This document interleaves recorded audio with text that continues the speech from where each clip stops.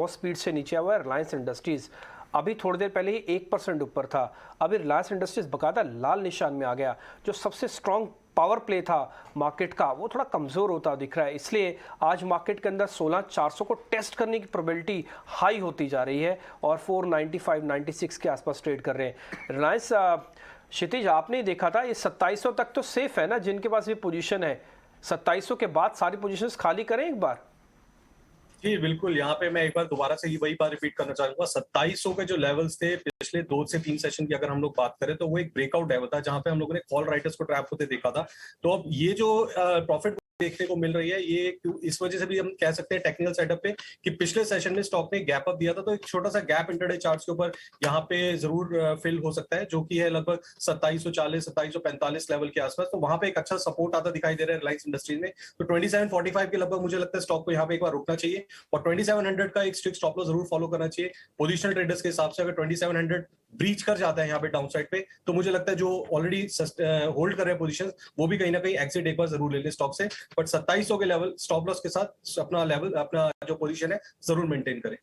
Okay, इस बीच बाजार में और ज्यादा गिरावट जो है गहराती हुई नजर आ रही है। 16,500 के भी नीचे निफ्टी में फिलहाल ट्रेड 16,477 के स्तर पर। इस बीच बैंक निफ्टी 35,165 के स्तर और रिलायंस जो कि लगातार बाजार को तेजी या सपोर्ट देने का काम करता है, आज वो भी ऊपरी स्तरों से यहाँ पर कमजोरी के साथ ही ट्रेड करता हुआ।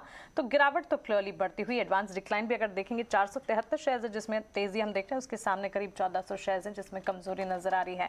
लेकिन private sector insurer HDFC life कमजोर बाजार में भी हरे निशान के साथ ट्रेड कर रहा है। जतिन, एक बार इस पर आपकी राय में जानना चाहूंगी, क्योंकि कंपनी ने कुछ समय पहले अपनी कॉर्पोरेट वैल्यू, एम्बेडेड वैल्यू जो है उसे भी डबल करने की बात की थी और लाइफ इंश्योरेंस स्पेस लगातार फोकस में भी है। HDFC लाइफ के चार्ट से एक बार देखें और बताएं क्या किया जाए। जी, HDFC लाइफ होल्ड कर रहा है तब तक व्यू स्टॉक में पॉसिबिलिटीज है कि ये ऑन हायर साइड 650, 625 एंड 639 के लेवल टेस्ट कर सकता है। 590 का ब्रेकआउट जोन है, तो 590 के हिसाब से पोजीशन होल्ड करनी चाहिए। इंट्राडे में नेक्स्ट टू नेक्स्ट स्टॉक में 615 से लेकर 620 तक की मोमेंटम बन सकती है। इंट्राडे स्पेसिफिक अगर स्टॉप लॉस देखा जाए तो एटलीस्ट 596 का स्टॉप लॉस रखना चाहिए लॉन्ग। प्रशांत, हेमिस्फीयर प्रॉपर्टीज इस स्टॉक पर एक बार अपनी राय दीजिए, क्योंकि कंपनी ने एक्सप्रेशन ऑफ इंटरेस्ट इनवाइट किए हैं farm house plot of land के लिए, पर्टिकुलरली इनके छतरपुर डिस्ट्रिक्ट में जो भी पार्सल्स है। कंपनी खासतौर से ऑफकोर्स रियल एस्टेट स्पेस में है, लेकिन लैंड पार्सल के लिए जानी जाती है। करीब 2.5% की तेजी है 112 के लेवल्स पर। इस पर क्या नजरिया होगा आपका? जी मानसी, ये स्टॉक जब मुझे क्लियरली दिख रहा है कि एक series of lower tops lower bottoms में आ रहा था, अभी एक ब्रेकआउट की कोशिश कर रहा है, करीबन 112 113 की रेंज में चल रहा है। तो मेरे लिए बहुत क्लियर होगा कि अगर इसमें कोई लॉन्ग जाना चाहे तो उनके लिए स्टॉप लॉस होना चाहिए 105 105 का, और टारगेट आप रख सकते हैं करीबन 125 का, जो इसकी 200 दिनों की एवरेज है। एक बार ये 125 के ऊपर यानी इन्वेस्टर एवरेज के ऊपर निकल जाए तब इसमें पोजिशनल लॉन्ग्स बनाने चाहिए। अभी ट्रेडिंग के हिसाब से 105 के स्टॉप लॉस से लिया जा सकता है।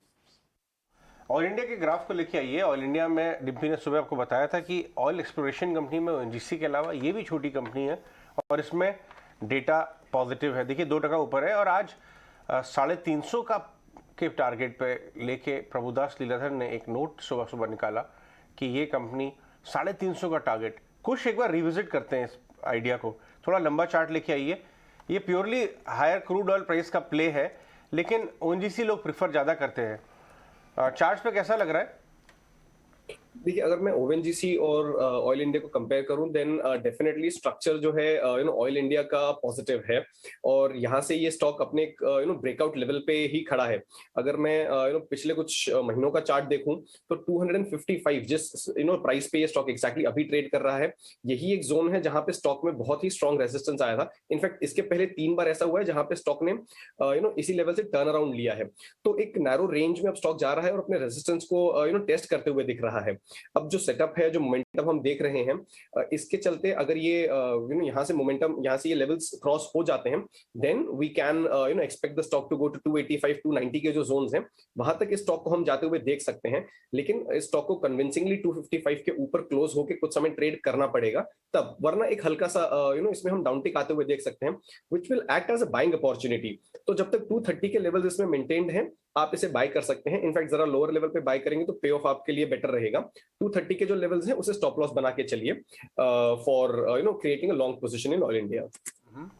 एक्चुअली जो अभी चार्ट देख पा रहे हैं, जहाँ पे अभी समय कर्सर है, वही 230 का लेवल है अजय, जहाँ पे मल्टीपल सपोर्ट एरियाज हैं और मल्टीपल रेजिस्टेंस एरिया, जहाँ पे मैंने बॉक्स क्रिएट किया हुआ है, ये और ये इस रेंज को पार करेगा तो जितना ये टूटा हुआ है, यानी कि जितना ये डेप्थ होती है इस चार्ट की, इसको जस्ट रिवर्स कर लो आप, तो वो आपका टारगेट हो जाएगा। इसलिए आप जो अभी नोट बता रहे हैं कि एक बड़े ब्रोकिंग हाउसेस ने इस पर नोट निकाला है, वो बिल्कुल ठीक है। ब्रेकआउट होना चाहिए, बट ये ब्रेकडाउन अगर फेल हो गया तो फिर थोड़ा नीचे भी आ सकता है। 350 का भाव का नोट निकाला है, 350 मतलब 40% हायर। अभी देखिए 200 समथिंग चल रहा है, राइट? 350 का अभी का जो भाव है 255 का रेट है। बताइए, 350 की बात, 350 का, यानी कि 100 रुपए ऊपर एथिकली देखा जाए तो करीब 50% से ज्यादा का रिटर्न यहाँ पे आपको मिल सकता है। यस। एक दूसरा स्टॉक लेके आइए क्षितिज, आपसे डिस्कस करूंगा मैं। NMDC, अच्छी खासी उसके अंदर गिरावट आ रही है, क्या ये शॉर्ट कैंडिडेट है?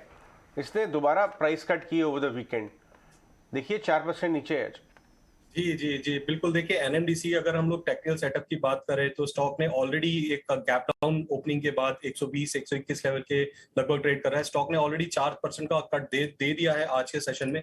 तो रिस्क रिवॉर्ड के हिसाब से तो देखिए शॉर्ट कैंडिडेट पे यहाँ पे नहीं सलाह दूंगा कि करंट मार्केट प्राइस पे किसी को शॉर्ट करने की सलाह दूंगा, बट यस, अगर एक बाउंस हमें टूवर्ड्स मिलता है 124 की तरफ, दोबारा से एक बार बाउंस मिलता है, स्टॉक कोशिश करता है आज के गैप को फिल करने की, तो मुझे लगता है वहां पे एक अच्छा रिस्क रिवॉर्ड मुझे फेवर करेगा। अगर हम लोग ब्रॉडली बात करें तो जब तक 128 लेवल अपसाइड में डिसिसिवली क्रॉस नहीं करता स्टॉक, मुझे लगता है यहाँ पे सेलिंग प्रेशर स्टॉक के अंदर बना रहेगा। तो जब तक 128 के नीचे ट्रेड कर रहा है, हम लोग यहाँ पे सलाह देंगे कि स्टॉक से थोड़ा दूरी बना के रखें।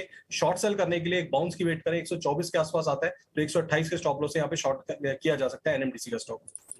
ये एनएमडीसी का चार्ट भी हमने आपके लिए ड्रॉ किया है। यहाँ पे देखेंगे जस्ट रिवर्स है आईओएल के, इंडियन ऑयल का आईओएल के जो भी आपने देखा था। एनएमडीसी के अंदर क्या है कि स्लाइटली हर राइज बिक रहा है और ये आप देखेंगे इस चार्ट के जरिए ही, और ये एक बहुत ही क्रिटिकल रेंज पे आ जाए जहाँ पे आपने नोटिस कराया। अगर ये गया तो इसको कहते हैं चैनल का भी ब्रेक डाउन हो जाना, चैनल के बाहर हो जाएगा, फिर चैनल से बाहर हो जाएगा।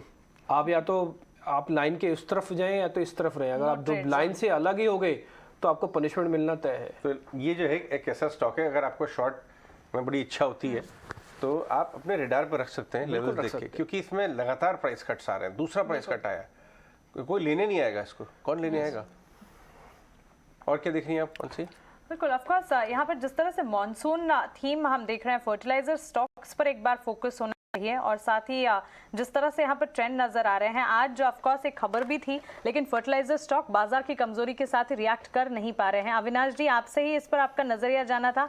अब मैं पूछना चाहूंगी, ऑफ कोर्स आरसीएफ का स्टॉक देखिए यहाँ पर हरे निशान के साथ ट्रेड नजर आ रहा है। ठीक है, अविनाश हमारे साथ नहीं है। प्रशांत, आप बताएं, फर्टिलाइजर में इस गिरावट में कहीं खरीदारी के मौके बन रहे हैं? जी मानसी, इस स्पेस में मुझे आरसीएफ, जैसे कि आपने कहा, वो काफी अच्छे लेवल्स पे लग रहा है और मैं आरसीएफ में ही पोजीशन रखना चाहूंगा। और इसमें जो मेरा स्टॉप लॉस होगा वो होगा 87 का स्ट्रिक्ट स्टॉप लॉस, और 87 के बिलो में इसमें से एग्जिट हो जाऊंगा। टारगेट में इसमें देख रहा हूँ करीबन 106 से लेके 110 के रेंज में कंजर्वेटिवली। तो रिस्क रिवॉर्ड के हिसाब से मुझे लग रहा है कि आरसीएफ एक डिसेंट स्पेस में। आरसीएफ डिसेंट स्पेस में यहाँ पर नजर आ रहा है। यहाँ पर एक बार फोकस बनाकर खरीदारी का मौके यहाँ पर ढूंढा जा सकता है। ऑफ कोर्स मॉनसून प्ले है जिस पर फोकस है, जिसके चलते आने वाले दिनों में इन स्टॉक्स में तेजी के अनुमान नजर आ रहे हैं। लेकिन रिटेल स्पेस की कंपनियां पर भी लगातार हमारा फोकस है। ट्रेंड की हमने पिछले दिनों बात भी की है, और ऑफ कोर्स बाजार में जिस तरह के ट्रेंड फिलहाल नजर आ रहे हैं, ऐसे में कमजोरी भरे बाजार में कहां पर खरीदारी के मौके ढूंढे जाएं, ये हमारा सबसे बड़ा एक फोकस होना चाहिए। ट्रेंड देख लीजिए, वेदांत फैशन, एवेन्यू सुपरमार्ट जैसे स्टॉक्स जो कि फिलहाल हम देख रहे हैं बाजार की उतार चढ़ाव के साथ ही यहाँ पर कमजोरी पर ट्रेड कर रहे हैं। प्रशांत, एक बार आपकी राय यहाँ पर भी जानना चाहेंगे, रिटेल स्पेस को आप कैसे देख रहे हैं?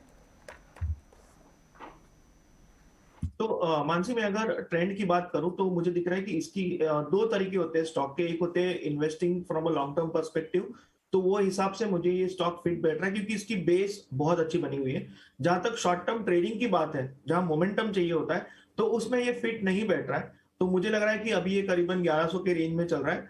अगर हमें ये 1080 1075 के रेंज में मिल जाए तो from a positional buying perspective हम इसको ले सकते हैं। स्टॉप लॉस हमें रखना होगा 1020 का और टारगेट हम रख सकते हैं करीबन 1200 के